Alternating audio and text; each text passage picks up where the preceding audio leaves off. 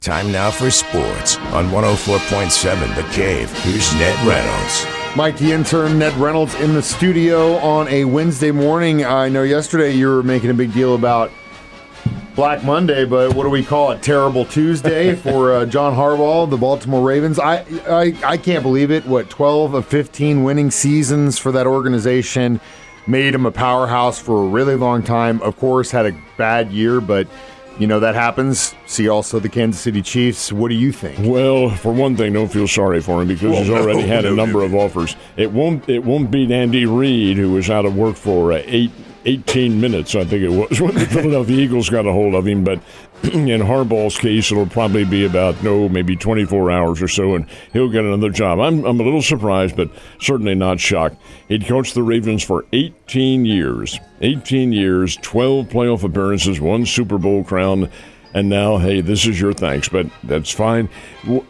For what we know, and that's very little, he may have requested that. He may have said, hey, let me go, guys. I really feel like I've spent my best years here, and it's time to make a change. You don't know that didn't happen, but the fact is that John Harbaugh is on the market right now and won't be out of work very long.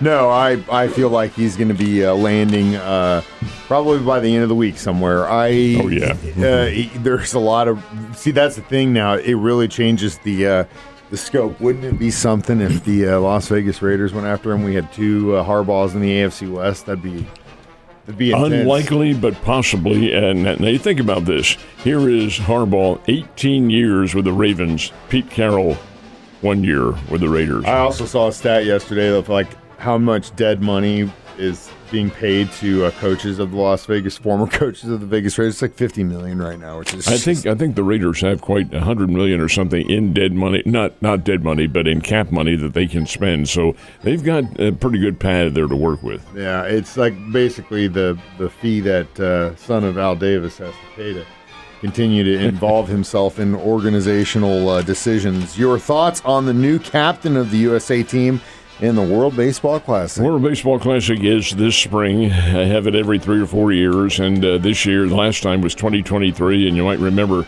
Japan won the World Baseball Classic with Shohei Ohtani on the hill, striking out his then teammate. I tell you, when you strike out Mike Trout, your buddy on the Los Angeles Angels, that says something. Anyway, the USA team, which is very strong, has Aaron Judge as their captain, and you couldn't make a better choice here. Here's a guy who's a 3-time most valuable player, guy who is the Yankees right now. He's 6'7". What did he have, 50, 57, 58 home runs last year? A big bomber. Yeah, I think he'll come in, and he is a leader, and that's what the Team USA needs. And I think that's what they'll have. Now, I'm going to say they're going to win this thing because the Japanese team, Dominican Republic team, the Venezuelan team, hey, they're all very, very good. But we'll see. But Aaron Judge is the captain. I think it's a great move. Definitely go Team USA. Let's just say that. Cardinals kind of made a little bit of a move yesterday, didn't they? This is a bit under the radar, but they acquired a pitcher named Justin Brule. He's a left-hander. They get him from the Cleveland Guardians, and Brule was with the Guardians 1 month. Cleveland got him from Toronto and never used him. He never got in uniform, but he figured into this little trade. He's a lefty, big lefty, about those 6'3", 6'4", somewhere in that vicinity. And Brule is a pretty good pitcher. I wouldn't call him great. He's also been with other teams, with the Dodgers for a short time. But now he's going to be a Cardinal. He was 2-2 with the Blue Jays last year, 4.72 ERA, not great, 69 strikeouts. Played his college baseball at Cal Poly San Luis Obispo, and that's a pretty good baseball program out on the West Coast. But we'll see what Justin Brule is and how the Cardinals use him. He may be a lefty out of the bullpen. He may be a starter. Who knows? We'll find out. The Cardinals haven't made any big deals yet except for one, and it's not a deal they made, but they are suggesting, since they can't seem to make a trade for Nolan Arenado, the Cardinals are suggesting they might just have to release him. And if they did, that means they're paying money for no production at all.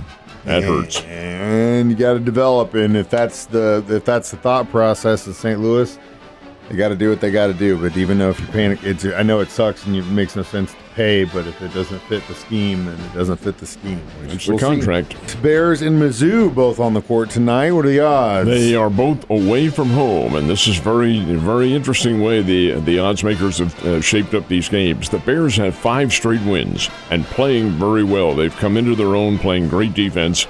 But they go on the road tonight down to the Atlanta, Georgia area. Kennesaw State is about 25 miles north of Atlanta. And that's who the Bears will play, the Kennesaw State Ball Club, the Owls. And Kennesaw State is a 5.5-point favorite. That's partially home court advantage, I'm sure. But, hey, the Bears can hold their own with this ball club, I really feel. The other one is Missouri versus Kentucky. The famed Kentucky Wildcats playing at home in the Rupp Arena, where they'll have 18, 19, maybe 20,000 fans to watch Missouri come to town. And Kentucky is a 10.5-point favorite. Gang, take the points and go with Missouri. I'm not sure Missouri's going to win. That's another point. But under 10.5 points, I think they can keep it there. Missouri is not all that bad. They beat Florida last Saturday. Yes, they did get thumped by Illinois. But, hey, the Kentucky Ball Club is not ranked. They are, but they're way, way down, maybe 30th, 35th, somewhere around there. Most un-Kentucky-like. I think the Tigers have a pretty good chance tonight, so we'll see what happens. Bears 5.5-point dogs, Missouri a 10.5-point dog. Go Bears, go Tigers. When does the number 1 women's basketball team play again? They play tonight, and they are the Connecticut Lady Huskies of Gino Auriemma. They are undefeated, number 1 in the country, and the reigning national champions. They are playing St. John's, and that game will be in Hartford, Connecticut, where they'll have another huge turnaway throng. Everybody wants to see Connecticut play. You know, Mike, you take a look at their games. They're 15-0 right now, and 14 of those 15 games have been absolute squashings. I mean, they have run opponents out of the ballpark, except for one, and that was Michigan. And Michigan went into Storrs, Connecticut, fell behind by 20 points, and that usually leads to a romp for Kentucky. Did not happen. I mean, for Connecticut, I should say. That did not happen. Connecticut won it by 2 points. It was right before Christmas, and I thought, maybe there's some vulnerability. Well, of course there is with any team. But the fact is, Connecticut, if you play them strong, they can be had, but they're a very powerful basketball team. Yeah, definitely are. They have been for a long, long time. Seems to me that this is really all you've been doing as of late is just watching basketball, right? Because you see what the patterns are, and you see what Auriemma does, and you know what his tactics are. And this year, his team is very big. They're very powerful along the baseline. They are not great perimeter shooters, although they have some good players on their team. But when they had Paige Beckers last year and the 4 years prior to that, they always went to her for the points. Well, they don't have anybody like that this year. They're just all good, and they're a good team to watch. And last but not least, I understand there were some games last night. Who got the dubs? Michigan is undefeated. This is the Michigan men's team. They are number 2 in America, and I love this. They played Penn State last night at University Park, Pennsylvania. Michigan is one of the very few undefeated teams in the country. Number 2, they have just slaughtered the opposition this year. They've won games by 40, by 30, by 28, and by 32, and all that. They were a 24.5-point favorite over Penn State last night. Michigan won by 2, 74-72. You never can tell in any sport, especially in basketball, where the rhythm can change so radically. Michigan's a very, very good basketball team. No question about it. They're a national championship contender. But here's Penn State, which is picked for last in the Big Ten Conference, and holds the Wolverines to a 2-point win. Hey, that's pretty fair. Ned, have a wonderful Wednesday, and I will see you tomorrow.